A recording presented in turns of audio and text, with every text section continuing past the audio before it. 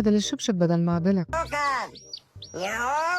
ايوه. في ناس كتير فاكرة ان الخرافات ده، بس الحقيقة لما تيجي تسأل حد عن حاجة هو بيعملها ومش عارف ليه تقول دي خرافة. لو الشبشب مقلوب ده حرام، لو ما كملتش أكلك هيجري وراك يوم القيامة. يعني البسلة هتجري ورايا يوم القيامة، الكنس بالليل يطرد الملايكة. العصفورة قالت الفخ ده كانت بتنصبه دايما ماما وتوقعك بالكلام. مش سهلة انت يا ماما، لبست أحمر في أحمر عشان الحسبة. كل وانت قاعد، لو كلت وانت واقف الاكل هينزل في رجليك. هو انا برمي الاكل في بلاعه؟ قط الفيران وبرجل مسلوخه ومن الغوله. في طفل صغير يتقال له الكلام ده يا جماعه؟ منكوس منحوس ملموس مدروس، عمرك ما هتبقى راجل ابدا ابدا. في حاجات كتير كانت بتتقال لنا ببراءة زمان واحنا كنا بنصدقها وبنقبلها واثرت فينا لحد ما بقينا نعدل الشبشب المقلوب ومنفكرش نحرك المقص بالليل.